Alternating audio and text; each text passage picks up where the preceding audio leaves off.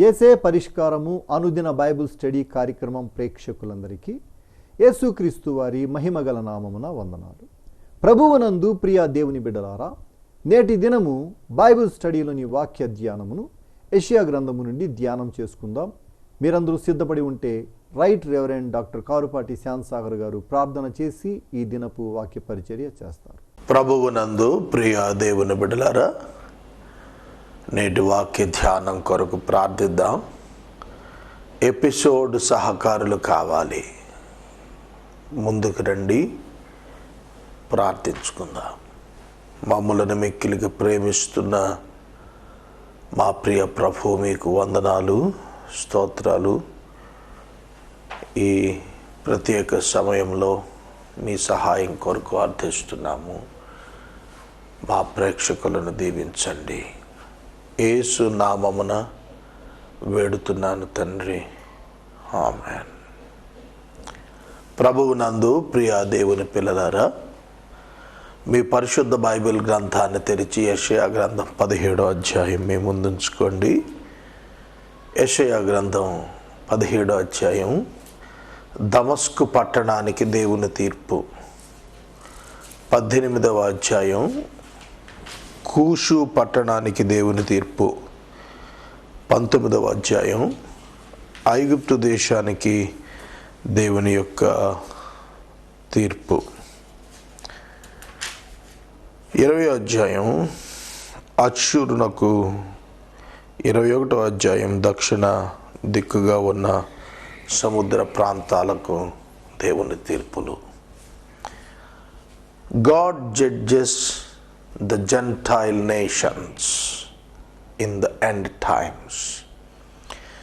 అంత్యకాలమున దేవుడు తన ప్రజలకు వ్యతిరేకముగా క్రియ చేసిన సకల అన్య జనాంగాలకు తీర్పు తీరుస్తాడు.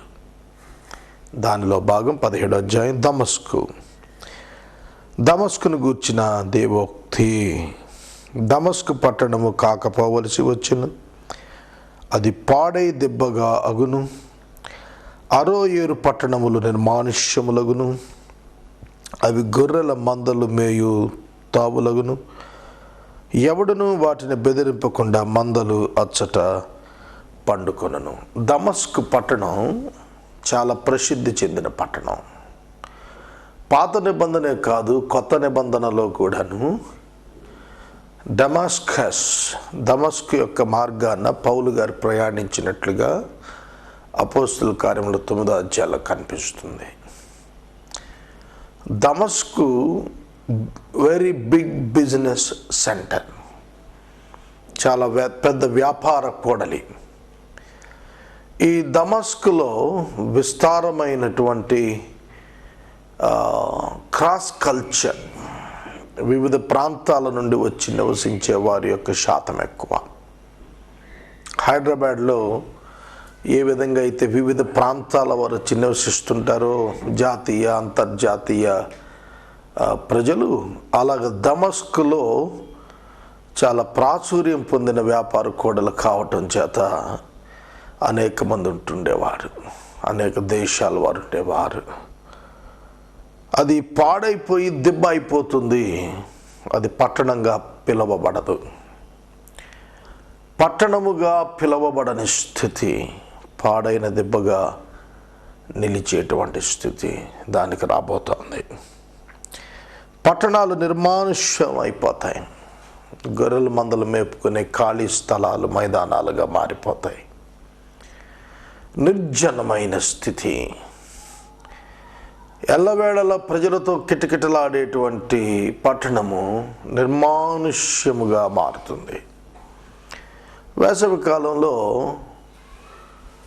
రద్దీగా ఉండే కూడళ్ళు ఎండకు భయపడి ప్రజలు బయటకు రానప్పుడు ఏ విధంగా అయితే నిర్మానుష్యమైన రోడ్లు కనిపిస్తాయో, అట్లా దేవుని యొక్క ఉగ్రత అనేటువంటి ఆ ఎండ తీవ్రతకు నిర్మానుష్యమైపోతుంది దేశం.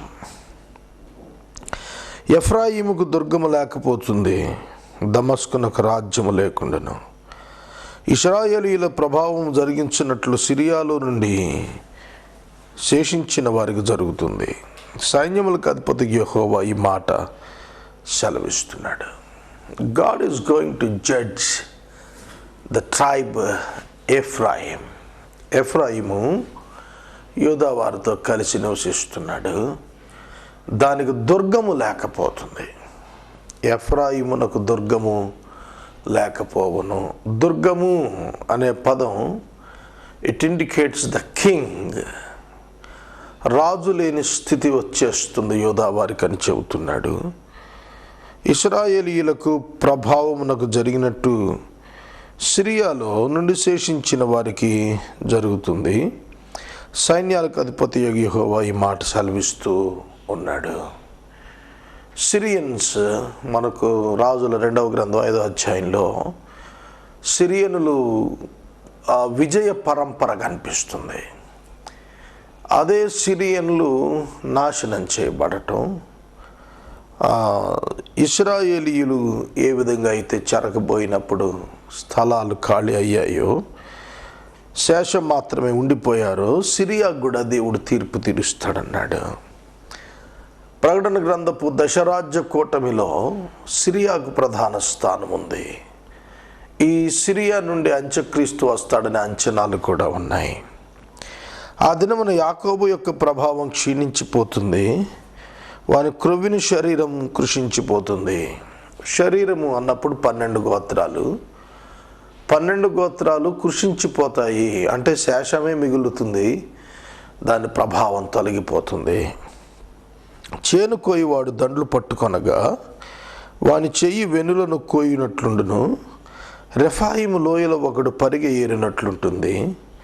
అయినను ఒలీవ చెట్లు దులుపగా పైకొమ్మ చివర 2-3 పండ్లు మిగిలి ఉండినట్లు, ఫలభరితమైన చెట్టున వాలు కొమ్మల యందు 3-4 పండ్లు మిగిలి ఉండినట్లు దానిలో పరిగె పండ్లు ఉండునని ఇశ్రాయేలీయుల దేవుడైన యెహోవా సెలవిస్తూ ఉన్నాడు. చూడండి, ఒలీవ చెట్టు నిత్యము పంట కలిగి ఉంటుంది. It will bear at least minimum fruit in every season, in every unseason also. సమయంలోనే కాదు, పండించు కాలమే కాదు, సకల కాలాల్లోనూ మినిమం ఫ్రూట్ ఉంటుంది అంజూరపు చెట్టుకి. అలాగే ఒలీవ చెట్టు గురించి మాట్లాడుతున్నాడు. ఒలీవ పండ్లు కూడా మిగిలి ఉంటాయి అన్నాడు. ఒలీవ ఇశ్రాయేలును సూచిస్తోంది. కొన్ని గోత్రాలు రాలిపోతున్నాయి, కొన్ని గోత్రాలు మిగిలి ఉంటున్నాయి అన్నాడు. ఆ దినమున వారు తమ చేతులు చేసిన బలిపీఠాలు తట్టు చూడరు, దేవతా స్తంభాలనైనా సూర్యదేవతా ప్రతిమలనైనా తమ చేతులు చేసిన దేన్నైనా లక్ష్యం చేయరు. ఇశ్రాయేలీయులు తాము చేసుకున్నటువంటి ఉన్నత స్థలాలను ఇక వారు దర్శించరు, వారు చెరకపోతారు. మనుషులు తమను సృజించిన వైపు చూస్తారు. వారి కన్నులు ఇశ్రాయేలు యొక్క పరిశుద్ధ దేవుని లక్ష్య పెడతాయి. 8వ వచనం చాలా గంభీర వచనం. ఇది ప్రభువు యొక్క రాకడను గురించి చెబుతున్న మాట. మానవులు అన్నాడు, విశ్వాసులు అనలేదు, యోధావారు అనలేదు, ఇశ్రాయేలు వారు అనలేదు, మానవులందరినీ అన్నాడు. ప్రకటన గ్రంథం 1వ అధ్యాయం 7వ వచనం. భూజనులందరూ ఆయన చూస్తారు, ఆయన పొడిచిన వారు రొమ్ము కొట్టుకుంటారు అన్నాడు. సకల లోకం ఆయన వీక్షించేది 2వ రాకడలోనే. ఆయన మీద మనుషులందరూ దృష్టి పెడతారు, ఆయనే సృష్టికర్త అని తెలుసుకోగలుగుతారు. ఆ దినాన ఎఫ్రాయిమీల బలమైన పట్టణములు ఇశ్రాయేలీయుల భయం చేత అడవులను కొండ శిఖరముల మీద జనులు విడిచిపెట్టిన స్థలం వలెను. ఆ దేశం పాడైపోతుంది.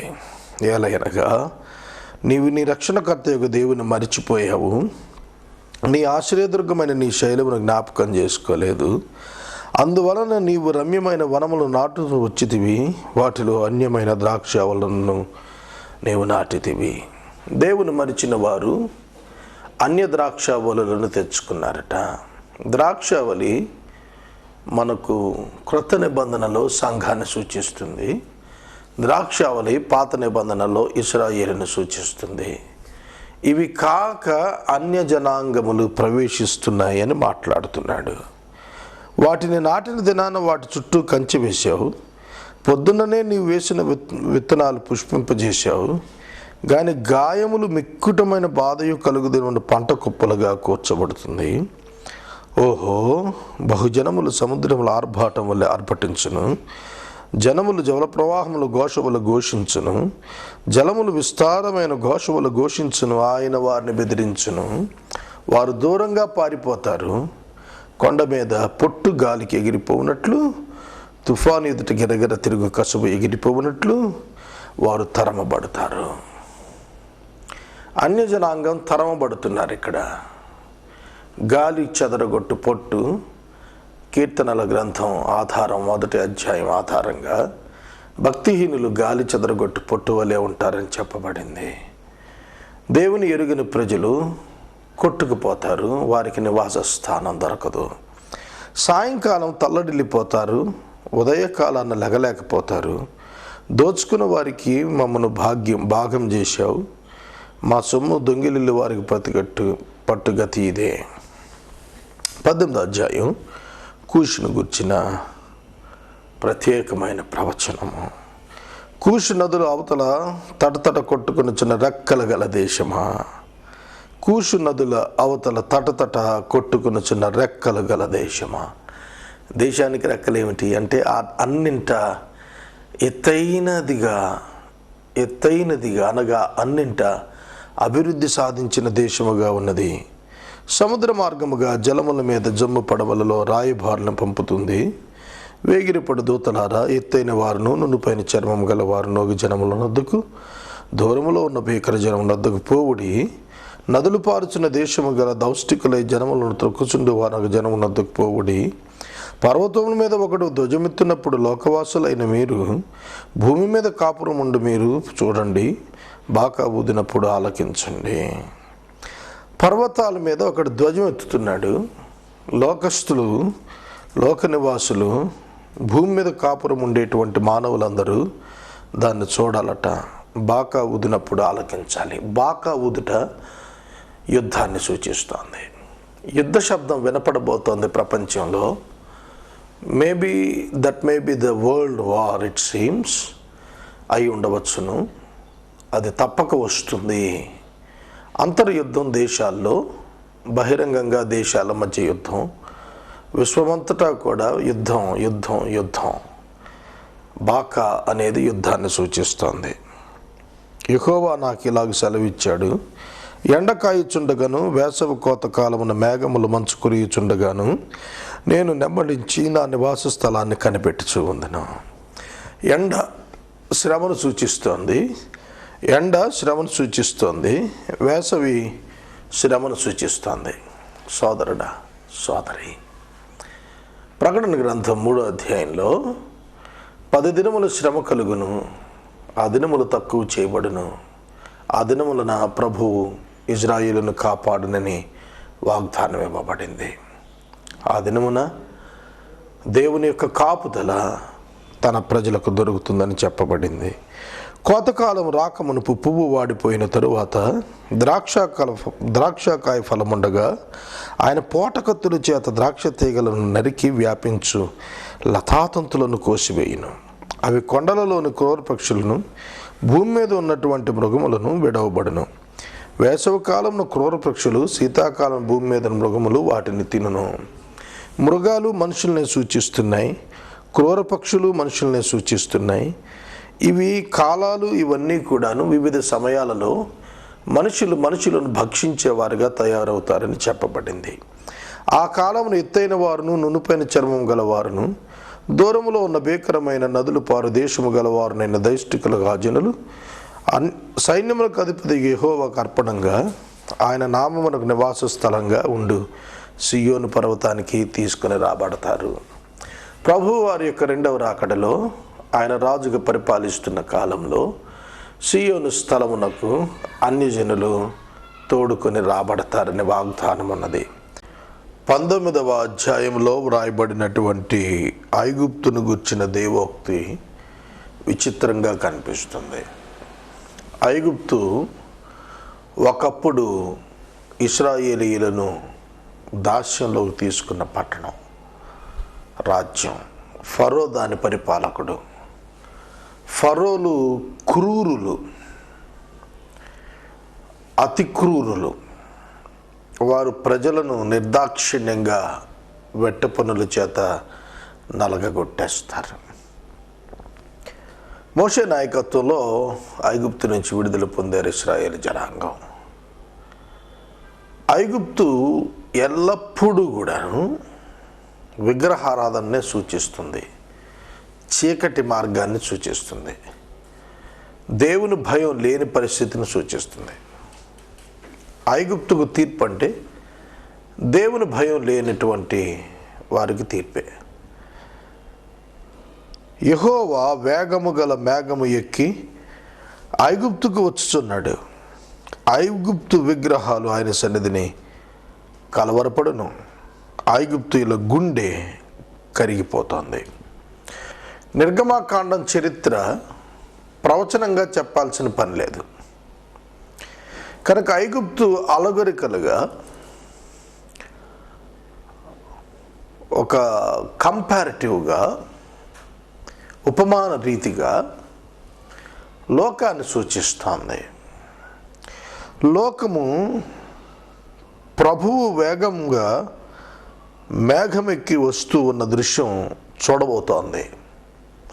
ప్రభువారి యొక్క రెండవ రాకడలో ఆయన ఆకాశ మండలంలోనికి వచ్చినప్పుడు మేఘాల మీద ఆయన వస్తాడు. ఈ లోకానికి ఆయన ప్రత్యక్షతకు రాబోతున్నప్పుడు విగ్రహాలు కలవరపడతాయి. విగ్రహాలను పూజించేవాళ్ళు వాటిని పారేస్తారు, తమను దాచమని కొండలతో చెబుతారు. ఆ దుర్దినం రాబోతుందని వాక్యం సెలవిస్తుంది. నేను ఐగుప్తీయుల మీదకు ఐగుప్తీయులను రేపెదను, విగ్రహారాధికుల మీదకు విగ్రహారాధికులు లేస్తారు, సహోదరుల మీదకు సహోదరులు, within the family members. సువార్తల్లో చెప్పబడినది అదే. కుటుంబం కుటుంబాన్ని అప్పగిస్తుంది, రాజ్యం రాజ్యం మీద లేస్తుంది అని చెప్పబడిన వాక్యం ఇక్కడ నెరవేర్పు చూస్తాం. పొరుగువారి మీదకు పొరుగువారు, పట్టణాల మీదకు పట్టణాలు, రాజ్యాలతో రాజ్యాలు యుద్ధం చేస్తాయి. లోక పరిస్థితి ఏ విధంగా ఉండబోతోంది అంచె దినాల్లో అనేది చెప్పాడు. ఐగుప్తీయుల యొక్క శౌర్యం నశిస్తుంది, వారి ఆలోచన శక్తి నేను మాన్పేస్తాను. ఆలోచన శక్తి. 3వ వచనం, and the spirit of the Egyptians within them will be emptied out and I will confound there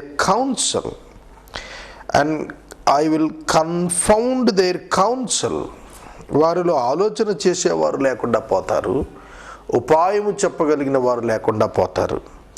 కావున వారి విగ్రహాలు యొద్దకును, గొణుగు వారి యొద్దకు, కర్ణపిశాచి వారి దగ్గర, సోదగాంట దగ్గరికి వెళ్ళిపోతారు. చూస్తున్నారా? దేశంలో మేధో సంపత్తి లేనప్పుడు ప్రజలు మాయను ఆశ్రయిస్తారు.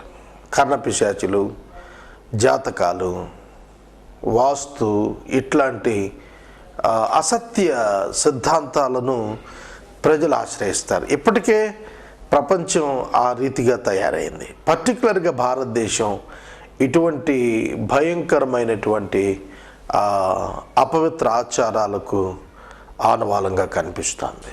ఆఖరికి మతం కూడాను అలాగే తయారవుతోంది. ఐగుప్తీయులను క్రూరమైన అధికారికి అప్పగిస్తాను. లోకాన్ని పరిపాలించడానికి యాంటై క్రైస్ట్ రాబోతున్నాడు. ఇదే చెబుతున్నాడు. బలత్కారుడైన రాజు వారిని ఏల్తాడు.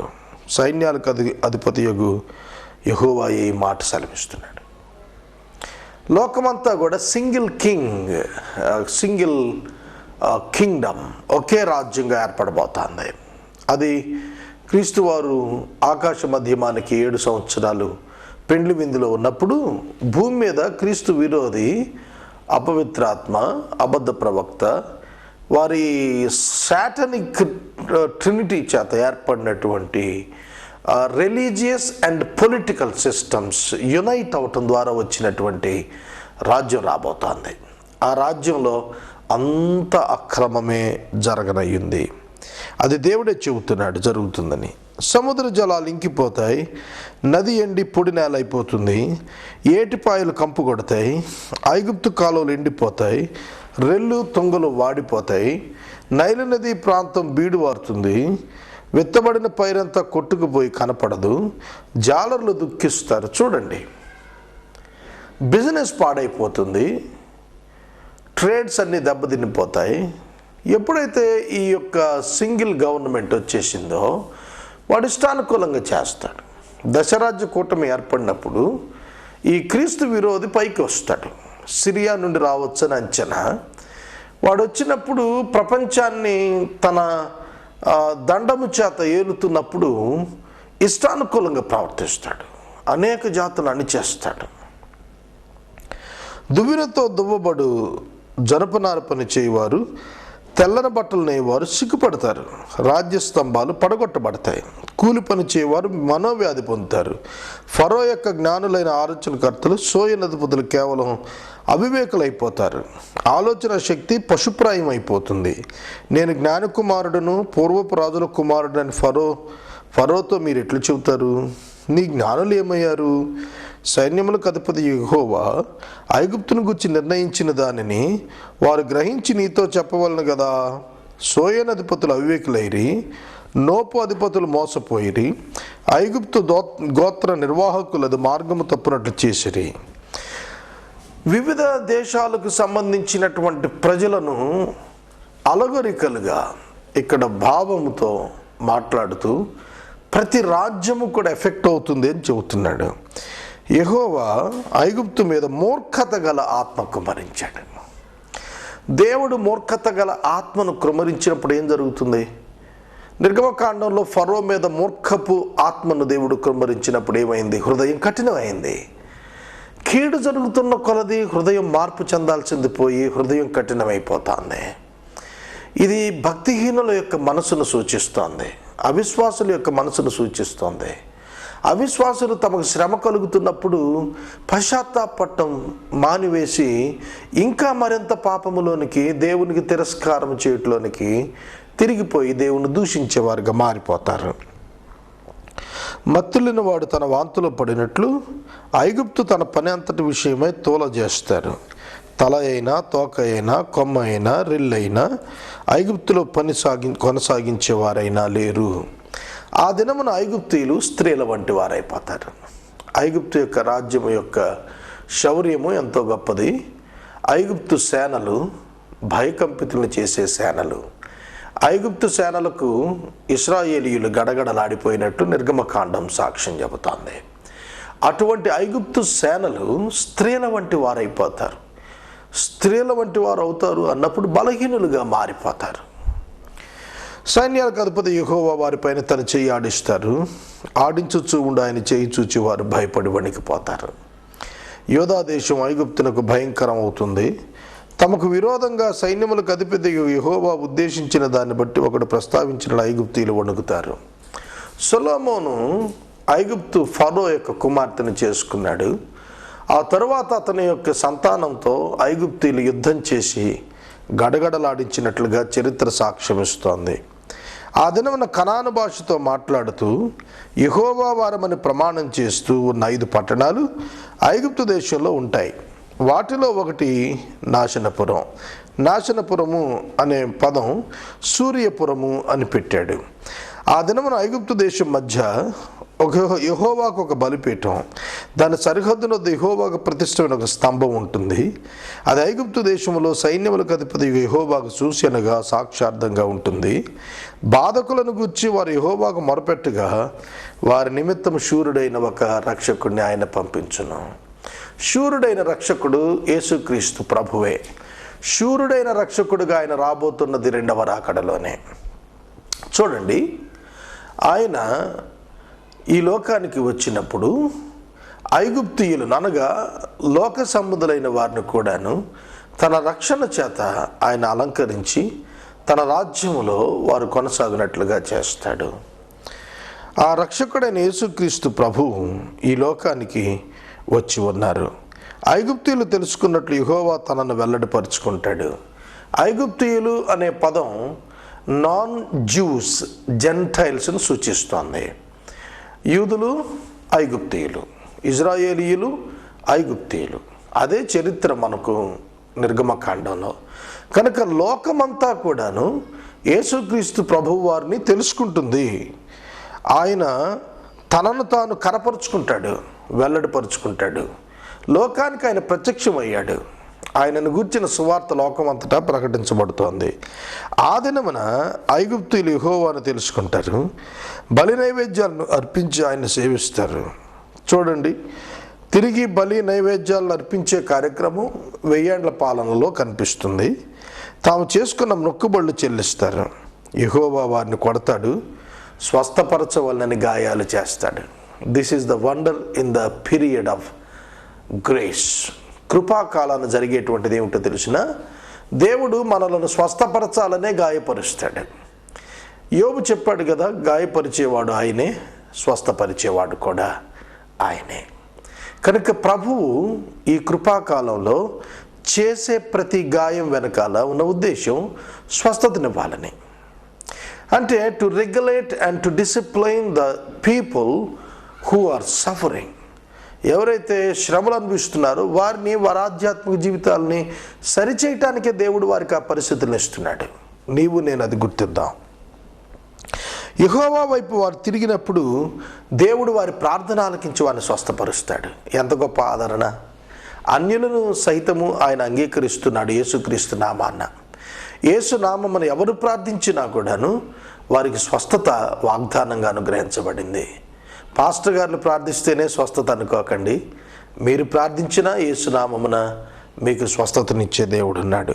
ఆ దినమున అష్షూరు నుండి ఐగుప్తు నుండి అష్షూరునకు రాజమార్గం ఏర్పడుతుంది. అష్షూరీయులు ఐగుప్తీయులు అష్షూరుకు వచ్చిపోవచ్చు ఉంటారు. యెహోవాను ఇరువురు సేవిస్తారు. ఆ దినమున ఐగుప్తు అష్షూరీయులతో కూడా ఇజ్రాయేలు 3వ జనమై భూమి మీద ఆశీర్వాద కారణముగా ఉండను. చూడండి, ఇక్కడ విచిత్ర సన్నివేశం కనిపిస్తుంది. పాత నిబంధన అంతా కూడా ఇశ్రాయేలీలే ఆశీర్వాద కారకులు. కానీ ప్రభువారి యొక్క 2వ రాకడలో ఐగుప్తీయులు, అష్షూరీయులు, ఇజ్రాయేలీయులు ఎవరైతే ఇశ్రాయేలీల చెరలోకి తీసుకున్నారో వారు ఆశీర్వాదంగా మారబోతున్నారు.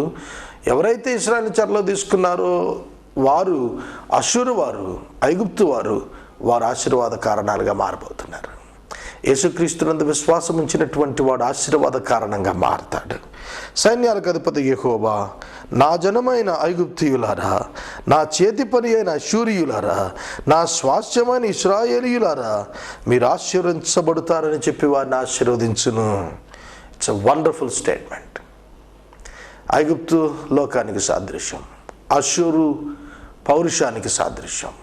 అష్షూరు దేవుని ప్రజలను శోధించి, వేధించి, లోబరుచుకున్న దానికి సాదృశ్యం. వీరందరూ కూడా రక్షించబడతారు. ఎవరు క్రీస్తునందు విశ్వాసం ఉంచుతారో వారు రక్షించబడేటట్లు దేవుని ప్రణాళిక కలిగి ఉన్నాడని ఉన్నతమైన వాక్యం ఇక్కడ తెలియచేయబడుతుంది. ప్రార్థన చేసుకుందాం. మనము ఇంతవరకు రైట్ రెవరెండ్ డాక్టర్ కారుపాటి శ్యామ్సాగర్ గారి ద్వారా బైబిల్ స్టడీలోని వాక్య ధ్యానమును యెషయా గ్రంథము నుండి ధ్యానం చేసుకున్నాం. ఈ కార్యక్రమం ద్వారా మీరు పొందుకొనుచున్న ఆత్మీయ మేలులు ఒక ఉత్తరం ద్వారా మాకు తెలియచేయండి. మీ ప్రార్థనా మనవులు మాకు తెలియచేస్తే ఏసే పరిష్కారం కార్యాలయంలో ఏర్పాటు చేసిన ప్రత్యేక ప్రార్థనా శిబిరంలో మీ కొరకు ప్రార్థిస్తాం. మీ కుటుంబ పక్షంగా ఒక ఎపిసోడ్ ప్రసారం చేయాలనుకున్నారు మాకు తెలియచేస్తే మా సిబ్బంది మీ గృహాలను దర్శిస్తారు. ముగింపు ప్రార్థన ఆశీర్వాదాలతో ఈ కార్యక్రమాన్ని ముగించుకుందాం.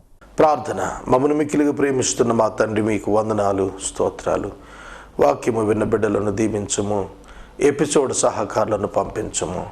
యేసు నామమును ప్రార్థిస్తున్నాము తండ్రి, ఆమెన్. తండ్రి అయిన దేవుని ప్రేమ, కుమారుడైన యేసయ్య కృప, పరిశుద్ధాత్మని యొక్క అన్యోన్య సహవాసము సదాకాలము మనకందరికీ తోడై ఉండును గాక. ఆమెన్.